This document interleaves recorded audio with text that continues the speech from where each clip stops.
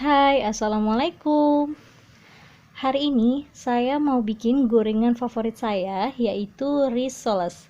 Dan saya akan berbagi resep kulit risol yang lentur, tidak rawan sobek, dan rahasia tepung panir tidak rontok saat digoreng. Sebelum kita lanjut ke videonya, jangan lupa untuk subscribe, like, dan share ke sosial media yang kalian punya. Terima kasih.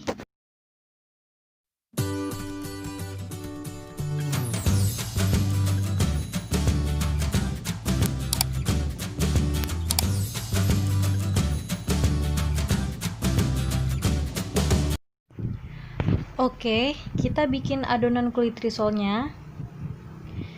Ikuti tips dan takaran buat hasil kulit risol lentur dan anti sobek seperti ini. Bahan-bahan yang diperlukan: tepung kanji 4 sendok makan. Masukkan ke dalam wadah berisi terigu 500 gram.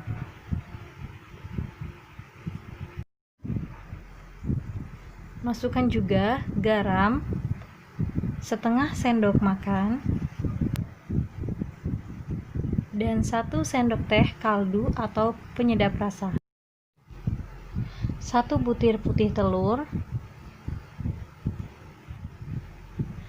air bersih 1200 ml. Masukin airnya sebagian dulu agar adonan lebih mudah larut dan tercampur rata. Aduk sampai adonan benar-benar tercampur rata dan tidak ada yang menggumpal atau yang bergerindil. Jika ingin tercampur rata lebih cepat, kalian bisa menggunakan mixer.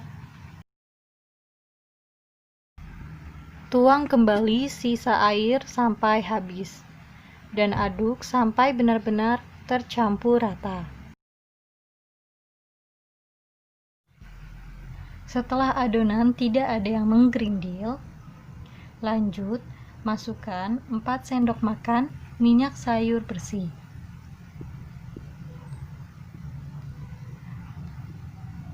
Aduk kembali sampai tercampur rata. Nah, ini dia, adonan kulit sudah selesai. Tidak terlalu cair dan juga tidak terlalu kental. Sebelum didadar, adonan ini perlu didiamkan dulu sekitar 30 menit untuk mendapatkan kulit yang lentur dan tidak gampang sobek. Sambil menunggu, kita bisa bikin bahan isiannya dulu. Karena saat ini wortel kentang di daerah saya mahal, jadi saya akan membuat isian risol versi ekonomis, yaitu dengan menjadikan bihun sebagai isian utama dari risol. Oke, bahan-bahan yang dibutuhkan: 3 papan bihun, 2 buah wortel ukuran sedang dan 2 buah kentang ukuran sedang yang sudah dipotong dadu, 2 sendok makan bawang putih halus, 1 sendok makan lada bubuk asli, gula, dan garam secukupnya. Semua bahan ini dimasak dengan cara ditumis ya. Sengaja saya tidak menyertakan video memasak bahan isiannya karena akan membuat durasi video ini semakin panjang. Jadi teman-teman pasti bisa ya masak semua bahan ini dengan cara ditumis. Ini dia isian risol sudah selesai dimasak. Sekarang waktunya kita kembali lagi ke adonan kulit risol.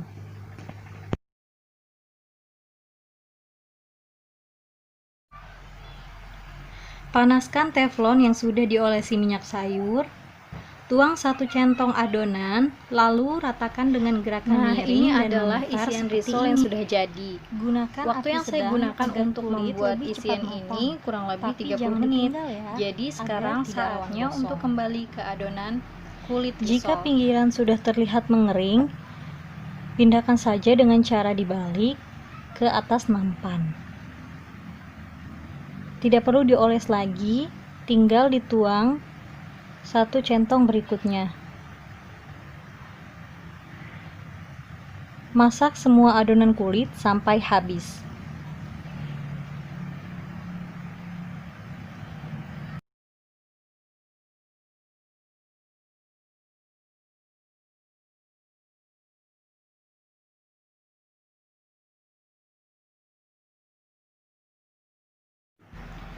Nah, ini dia hasilnya. Dari 500 gram terigu menghasilkan 37 lembar kulit risol. Meskipun ditumpuk banyak seperti ini, kulit risol tidak lengket dan sangat lentur, sehingga tidak rawan sobek.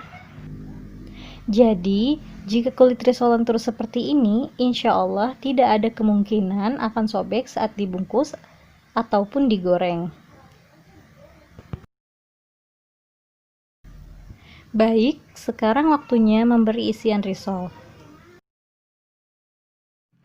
Siapkan 1 lembar kulit risol di atas wadah, beri isian secukupnya di pinggir, lalu gulung sekali, dan lipat kedua sisinya, lalu gulung kembali. Jika suka, kalian bisa menambahkan isian risol ini dengan potongan telur rebus. Bisa dibuat versi pedas bagi yang suka pedas.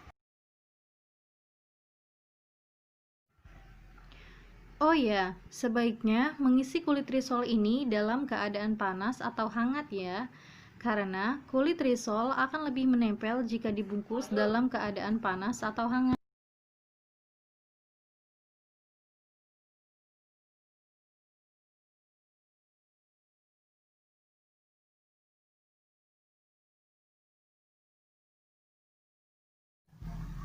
Lanjut, kita buat bahan perekat dari adonan kulit risol yang saya sisihkan 2 centong sebelumnya.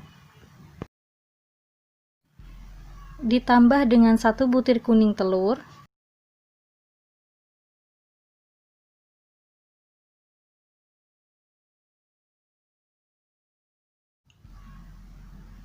dan 30 ml air bersih.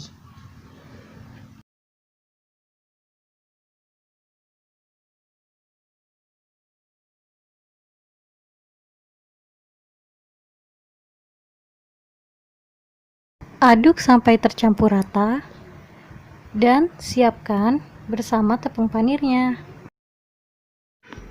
Celupkan 1 buah risol ke dalam adonan perekat menggunakan tangan kanan dan baluri dengan tepung panir menggunakan tangan kiri. Informasi, di video ini saya menggunakan tepung panir yang kasar dan terlihat hasilnya kurang tertutup maksimal. Tapi setelah membuat video ini, saya menumbuk tepung panir itu menjadi agak sedikit halus dan hasilnya sangat memuaskan. Permukaan risol jadi bisa tertutup secara maksimal. Bisa dilihat perbedaannya.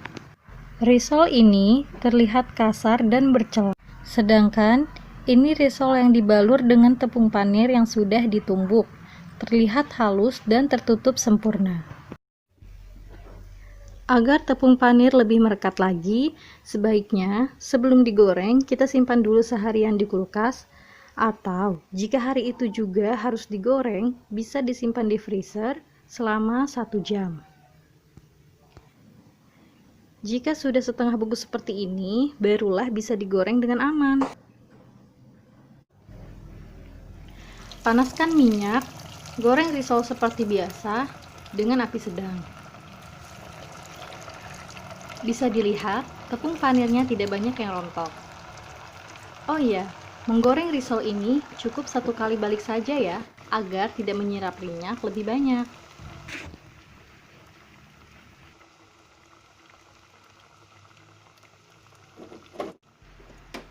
Maaf ya guys, karena sedang tidak ada kameramen, jadinya saya syuting sendiri. Alhasil kameranya goyang ke sana kemari.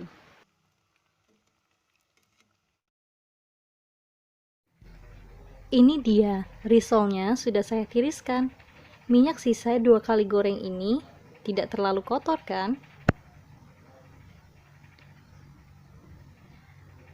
Berbeda saat saya menggoreng risol dengan tepung panir yang belum ditumbuk. Banyak sekali tepung panir yang rontok. Alhasil, risolnya juga banyak yang pitak. Semua risolnya sudah saya goreng dan disusun dengan posisi berdiri agar minyak di dalamnya bisa turun secara sempurna. Alhamdulillah, resep risol saya sudah selesai ya. Rasanya enak, gurih, crispy, dan lembut. Karena jumlahnya banyak, risol-risol ini saya jual dengan harga Rp2.000 dan habis dalam waktu sekejap.